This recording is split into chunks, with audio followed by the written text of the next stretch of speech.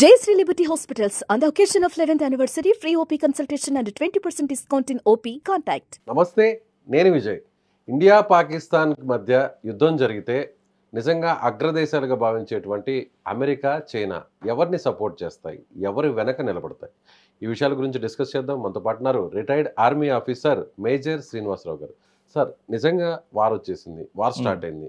అలాంటప్పుడు ఎవరు సపోర్ట్ మనకు ఉండే అవకాశం ఉంది? అయితే రీసెంట్ గా ట్రంప్ స్టేట్మెంట్ చూస్తే చాలా అనుమానాలు కలుగుతున్నాయి. అవునండి. సో పాకిస్తాన్, ఇండియా నాకు సరిసమానం, కాశ్మీర్ ఇష్యూ అనేది ఇప్పటిది కాదు, ఎన్నో వందల సంవత్సరాల నుంచి నడుస్తుంది అని అంటున్నారు. అవును. సో అమెరికా సపోర్ట్ మనకు ఉంటుందని నిన్న మొన్నటి వరకు భావించాం.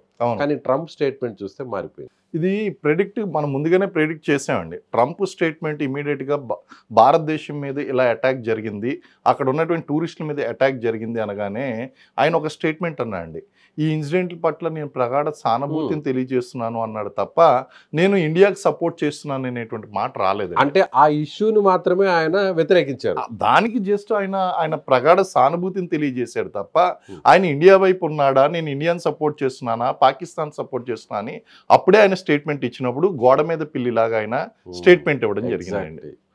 అండ్ సెకండ్ థింగ్, ఇక్కడ అమెరికా అధ్యక్షుడిగా అతన్ని మనం ట్రంప్ని చూసే కన్నా ఒక బిజినెస్ మ్యాన్ గా చూడాలండి. అతని నేచరే ఒక బిజినెస్ మ్యాన్. ఆయన బ్యాక్గ్రౌండ్ కూడా బిజినెస్ బ్యాక్గ్రౌండ్ నుంచి వచ్చినటువంటి వ్యక్తి అండి.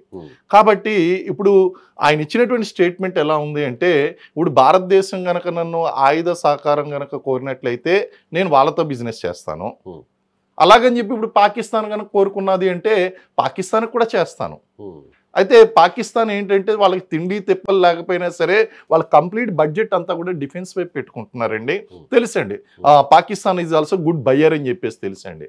So he made very diplomatic statement.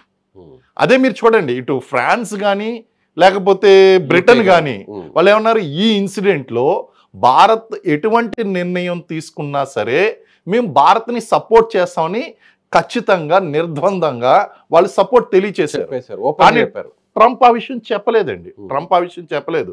నేను ఆ ఇన్సిడెంట్ జరిగినందుకు సానుభూతిని తెలియజేస్తున్నాను అన్నాడు తప్ప భారత్ చేసిన తప్పు. రెండోది ఇంకోటి ఏంటంటే, కాశ్మీర్ సమస్య ఈరోజు కొత్త కాదు కదా, 1500 సంవత్సరాల పురాతన. ఆయన ఏం మాట్లాడుతున్నారు అసలు? ఇండియా పాకిస్తాన్ ఎప్పుడు మనకి 1947లో విడిపోయినటువంటి దానికి, పాక్ ఆక్యుపైడ్ కాశ్మీర్ సమస్యకి ఆయన ఏ విధంగా కూడా అసలు మాట్లాడుతున్నాడో అర్థం కావట్లేదు. 1500 సంవత్సరాలు అంటే తెలిసి మాట్లాడుతున్నాడా, తెలియక మాట్లాడుతున్నాడా? అమెరికా అధ్యక్షుడిగా అలా మాట్లాడడానికి it shows the intentions of Trump. ఆయన అవుట్ రైట్ గా ఇండియాని సపోర్ట్ చేయడం లేదు అన్న విషయం మనం గ్రహించాలండి. ఇక్కడ అఫ్ కోర్స్ కొంతవరకు ఆయన ఆయుధ సహకారం చేస్తాడు, యాజ్ ఎ బిజినెస్ మ్యాన్ ఆయన చేస్తాడు, డిప్లొమాటిక్ గా అన్నందుకు చేస్తాడండి. సెకండ్, చైనా విషయం దగ్గరికి వచ్చేసరికి చైనా ఏముంటుందండి, మనకి ఈవెన్ ఈ మధ్యన ఎప్పుడైతే మనకి అమెరికాతో ట్రేడ్ వార్ అనేటువంటి స్టార్ట్ అయిందో దానికి భారతదేశం యొక్క సహకారం కనిపించింది కాబట్టి మన రాష్ట్రపతికి లెటర్ రాయడం జింపింగ్ రాసి, మీరు మన ఆసియా అనేటువంటిది మనం ఒక ఆసియాగా మనం పోరాడాలి, ఈ దేశాలుగా కాదు ఒక ఖండంగా పోరాడాలి, కాబట్టి మీరు మాకు సపోర్ట్ చేయండి అన్నాడు. గతంలో ఎన్నోసార్లు నమ్మేవాడి, హిందీ చీనీ బాయ్ బాయ్ అన్నాడు. హిందీ చీనీ బాయ్ బాయ్ అన్నప్పుడు మనం నిజంగానే ఎటువంటి వార్ ప్రిపరేషన్స్ చేసుకోలేదు, వాళ్ళు వల్లించినటువంటి ఆ యొక్క శాంతి మంత్రాలను మనం నిజంగా నమ్మిన తర్వాత చైనా అటాక్ చేసుకుంటూ వచ్చింది. అంటే ట్రంప్ ఏ విధంగా అయితే అన్ప్రెడిక్టబుల్లో చైనా కూడా అన్ప్రెడిక్టబుల్, జింపింగ్ కూడా మోస్ట్ అన్ప్రెడిక్టబుల్ అండి. మనకి ఇప్పుడు భారతదేశం వైపు చైనా వీళ్ళు చేశారు కదా అని చెప్పేసి అంటే it might be A part of war strategy. వాళ్ళు డైరెక్ట్ గా పాకిస్తాన్ కి సపోర్ట్ చేయొచ్చు. చైనా ఆల్రెడీ ఇప్పుడు పాకిస్తాన్ కి ప్రెజెంట్ సపోర్ట్ చేస్తుంది, ఫైనాన్షియల్ గా వాళ్ళకి నిధులు ఇవ్వడం అన్ని, అలాగే అక్కడ వాళ్ళకి సంబంధించినట్టు కొన్ని స్థావరాలను కూడా ఏర్పాటు చేసుకోవడం, ఇదంతా కూడా ఇండియాని టార్గెట్ చేస్తూనే పాకిస్తాన్ కి డైరెక్ట్ గా కూడా సపోర్ట్ చేస్తుంది. శత్రు మనకు మిత్రుడు అనేటువంటి రూల్ 40 పాటిస్తుంది. మరి అలాంటప్పుడు ఎప్పుడైతే చైనా పాకిస్తాన్ క్లోజ్ అయిందో అప్పుడు అమెరికా పాకిస్తాన్ కట్ చేసి మనకు దగ్గర అవుతుంది అనేటువంటి అభిప్రాయం వస్తుంది కదా. వస్తుందని, కానీ వీడు బిజినెస్ చేస్తున్నారు కదండి. ఇప్పుడు ట్రంప్ అనే ఆ వ్యక్తి ఆయన బిజినెస్ చేస్తున్నాడు. నువ్వు ఏమన్నా ఆయుధాలు కొంటే నీకు ఇస్తాను, నువ్వు కొంటే నీకు ఇస్తాను. Is doing business. America is having its own economic problem అండి. అతనికి ఇప్పుడు ట్రంప్ ఇన్ని రకాలుగా మన భారతీయ విద్యార్థుల మీద లేకపోతే మన ఉద్యోగాల మీద పడ్డానికి గల కారణం ఏంటంటే, అమెరికాలో ఉన్నటువంటి ఎవరికి బయట ప్రపంచానికి తెలియనటువంటి విషయం ఏంటంటే American economy is at problem. అక్కడే వాళ్ళకు కూడా మనకి పేదరికం నిరుద్యోగం అనేటువంటి సమస్యలు ఉన్నాయండి. కాబట్టి ఈయన ఏం చేయాలి, విదేశీ మారక ద్రవ్యాన్ని ఆర్జించుకోవాలి, ఇక్కడ యుద్ధాలను ప్రోత్సహించాలి. ఓ పక్కన శాంతి మంత్రాన్ని ప్రోత్సహిస్తూనే నేను యుద్ధం ఆపేస్తానని చెప్తూనే ప్రపంచంలో ఎక్కడైనా యుద్ధానికి రావడానికి అవకాశం వస్తే గనక వాళ్ళని రెచ్చగొట్టి కాస్త ఆయుధాలు అమ్ముకోవాలండి. ఇప్పుడు రష్యా ఉక్రెయిన్ విషయంలోనే మనం చూడొచ్చు. అవునండి, ఒకసారి రష్యా అధ్యక్షుడికి పుతిన్ కి సపోర్ట్ గా మాట్లాడతాడు, మరొకసారి ఉక్రెయిన్ కి సపోర్ట్ గా మాట్లాడతాడు, జెలెన్స్కీనేమో అందరి ముందు మీడియా ముందునే తిడతాడు. అవును. సో ఈ మళ్ళీ కూడా చర్చలకు సిద్ధమని నిన్న మొన్న కూర్చొని ఇద్దరు మాట్లాడుతున్నారు. సో ఇప్పుడు అమెరికా అవలంబిస్తున్న వైఖరి ఇండియా పాకిస్తాన్ విషయంలో కూడా ఇలాగే జరుగుతుంది అనుకో. ఖచ్చితంగా జరిగేటువంటి అవకాశం ఉందండి, లేకపోలేదు. కాబట్టి మనం ఇటు పూర్తిగా అమెరికాను నమ్ముకుని మనం యుద్ధంలో దిగలేము, అలాగే చైనాను నమ్ముకుని మనం చైనా అయితే నమ్మే పరిస్థితులు లేదు. కాబట్టి చైనా కూడా మనకి డైరెక్ట్ గా ఉన్న శత్రువే కదా. అవునండి, బార్డర్ ని షేర్ చేసుకుంటున్న శత్రువే కదా. అవునండి. కాబట్టి మనం ఏం చేయాలండి, ఇటు France, Britain, middle east countries, Saudi Arabia and other middle east countries అండి, అలాగే ఇజ్రాయెల్ చూడండి ఆల్రెడీ 25 మొసాద్ ఎక్స్పర్ట్స్ ని కాశ్మీర్ లో దించిందండి.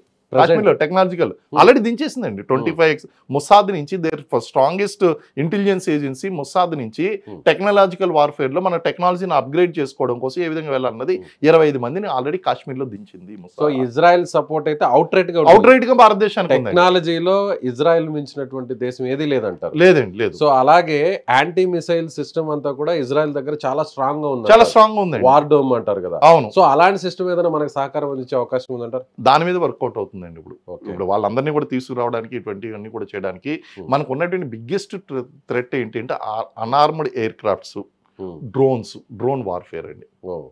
ఇవన్నీ కూడా చాలా ప్రాబ్లమ్స్ ఉన్నాయి. కాబట్టి వీటి గురించి ఆల్రెడీ మనకి ఇజ్రాయెల్ సహకారం అందిస్తుంది. అలాగే ఇప్పుడు ఇంకొక చిన్న మధ్యలో ఇంటరప్షన్, ఇప్పుడు వార్ పరంగా చూస్తే, సైనికుల పరంగా లేదంటే టెక్నాలజీ పరంగా, ఆర్మ్స్ పరంగా చూస్తే ప్రపంచంలో స్ట్రాంగెస్ట్ గా ఉన్నటువంటి కంట్రీస్ ఏంటి? ఈ కంట్రీస్ లో ఎవరి సపోర్ట్ ఎవరికి ఉండే అవకాశం ఉంది?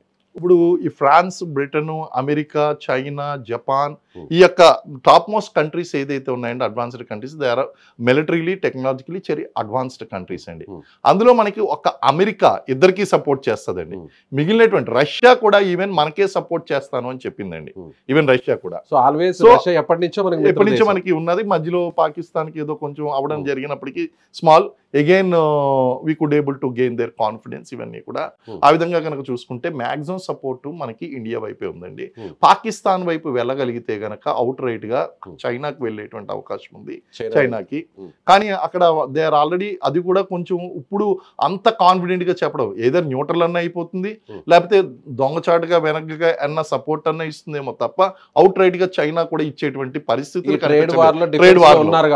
కొంచెం వాళ్ళు కూడా ఆలోచించుకోవాల్సిన పరిస్థితి. అమెరికా దగ్గరికి వచ్చేసరికి అమెరికా ఏంటంటే అది కూడా అవుట్ రైట్ గా ఇవ్వదు, ఇద్దరికి ఈక్వల్ గా అమ్ముకుంటుందండి. ఓకే, అమెరికా చైనా విషయాన్ని పక్కన పెడితే బ్రిటన్ సపోర్ట్ మనకుందండి, ఇజ్రాయెల్ సపోర్ట్ అవుట్ రైట్ గా మనకుంటుంది, రష్యా సపోర్ట్ మనకుంటుంది, ఫ్రాన్స్ నుంచి ఆల్రెడీ రఫేల్స్ కూడా మనం కొనుగోలు, ఇంకా కూడా రఫేల్స్ రాబోతున్నాయి. సో నెక్స్ట్ ఆస్ట్రేలియా సపోర్ట్ ఎవరికి ఉండే అవకాశం? ఆస్ట్రేలియా భారతదేశానికి ఎక్కువ మొగ్గు ఉన్నదండి. పాకిస్తాన్కి ఆస్ట్రేలియాకి సంబంధ బాంధవ్యాలు అనేటువంటివి I don't think so. Gulf countries లో ముఖ్యంగా ఈ ఇస్లామిక్ కంట్రీస్ ఏదైతే ఉన్నదో సౌదీ అరేబియాని మనం నెంబర్ ఆఫ్ టైమ్స్ విజిట్ చేయడము, వాళ్ళతో డిప్లొమాటికల్ గా, మీరు ఒకే ఒకటి చూడండి, భారతదేశం యొక్క ప్రధానమంత్రి సౌదీ అరేబియాని దర్శించడం ఇష్యూ నడిచింది. ఆయన వెళ్తున్నప్పుడు ఆయన వెంట సౌదీ అరేబియాకి చెందినటువంటి ఫైటర్ జెట్స్ గౌరవవందనంగా ఆయనకి ఎస్కాట్ ఇచ్చినాయండి, స్వాగతించినప్పుడు వెల్కమ్ చెప్పినప్పుడు ఆ యొక్క ఫైటర్ జెట్స్ ఏదైతే ఉన్నాయో ఈయన ఎయిర్ క్రాఫ్ట్ కి బందోబస్తుగా పైలటెడ్ గా నడిచినాయండి. ఇట్స్ ఎ గ్రేట్ ఆనర్ అండి. సో ఆ విధంగా కనుక చూస్తే number of times Islamic countries మనకి సపోర్ట్ అనేటువంటిది ఉంది. కారణం ఏంటంటే India is not anti Islamic country, please understand, but Pakistan is a anti Hindu country. So మనం ఉగ్రవాదం మీద ఫైట్ చేస్తున్నాం తప్ప ఇస్లాం మీద ఫైట్ చేయట్లేదు. మన దేశంలో కూడా ఇస్లాం ఉంది, మన దేశంలో ఇస్లాం ఉందండి. They are the great patriots. ఈ రోజు చూడండి మనకి అంతర్గతంగా రాజకీయంగా రకరకాల సమస్యలు ఉండొచ్చు. మరి ఈ రోజు అదే రాజకీయ పార్టీ, అదే ఎంఐఎం, అదే అధ్యక్షుడు ఈ రోజు ఏమన్నాడు, పాకిస్తాన్ ని కొట్టడానికి మేము ముందు ఉన్నాము. ఇండియా పాకిస్తాన్ చేసినటువంటి పని తప్పు, పాకిస్తాన్ పనిచేయదు, మేము పాకిస్తాన్కి పూర్తిగా వ్యతిరేకంగా ఉన్నాము, భారతదేశానికి పూర్తిగా మద్దతు ఇస్తాం. ఇది కరెక్ట్ మాట అండి. ఇక వేరే దేశాలు సపోర్ట్, ఇంకా మిగిలిన దేశాలు సపోర్ట్ ఎలా ఉండబోతుంది? ఇంకా మిగిలిన దేశాలు, జపాన్ కూడా మనకి ఉంటుందండి. ఇవన్నీ కూడా మీరు ఏ దేశాన్ని కూడా ఇంకా అనుమానించవలసినట్టు. India is a prospering country అండి, Pakistan is a downsizing country అండి. మన భారతదేశానికి ఇతర దేశాలతో శత్రుత్వం లేదండి. మనకు ఉన్నటువంటి శత్రుత్వం వల్ల పాకిస్తాన్తో ఉంది, చైనాతో ఉంది. అది కూడా మనం తెచ్చుకున్నటువంటి శత్రుత్వం కాదు, వాళ్ళు క్రియేట్ చేసిన దాన్ని బట్టి మనం శత్రువులు అవ్వాల్సి వచ్చిందండి వాళ్ళకి. సో ప్రపంచంలో ప్రధాన దేశాలన్నీ కూడా మన వైపు ఉండే అవకాశం ఉంది. అమెరికా తటస్థంగా ఉండే అవకాశం ఉంది. చైనా బ్యాక్ ఎండ్ లో నుంచి పాకిస్తాన్ సపోర్ట్ చేసే అవకాశం. సో మిగిలినటువంటి దేశాల సపోర్ట్ అయితే అవుట్ రైట్ గా ఇండియాకే ఉండబోతుంది. అవునండి, అవును. Right sir, thank you so much. So ఇది మేజర్ శ్రీనివాసరావు గారు చెప్తున్నట్టుగా ఒకవేళ యుద్ధమే జరిగితే అమెరికా తటస్థ వైఖరి ఉండబోతుంది, చైనా బ్యాక్ ఎండ్ నుంచి పాకిస్తాన్ సపోర్ట్ చేస్తుంది, మిగిలినటువంటి అగ్రదేశాల సపోర్ట్ అంతా కూడా ఇండియాకు ఉండే ఛాన్స్ ఎక్కువగా ఉంటుంది. ముఖ్యంగా ఇజ్రాయెల్ టెక్నాలజీలో ముందుండేటువంటి ఇజ్రాయెల్కి సంబంధించి కూడా ఇప్పటికే ఒక వ్యవస్థ, కొంతమంది అక్కడి నుంచి టీమ్స్ను కూడా ఇండియాకు పంపించినట్లుగా కొన్ని ఇన్ఫర్మేషన్ కూడా వస్తున్నాయని చెప్తున్నారు. Thank you so much. మీరేమనుకుంటున్నారు? ఈ వీడియోపై మీ అభిప్రాయం ఏంటో కామెంట్ రూపంలో తెలియచేయండి.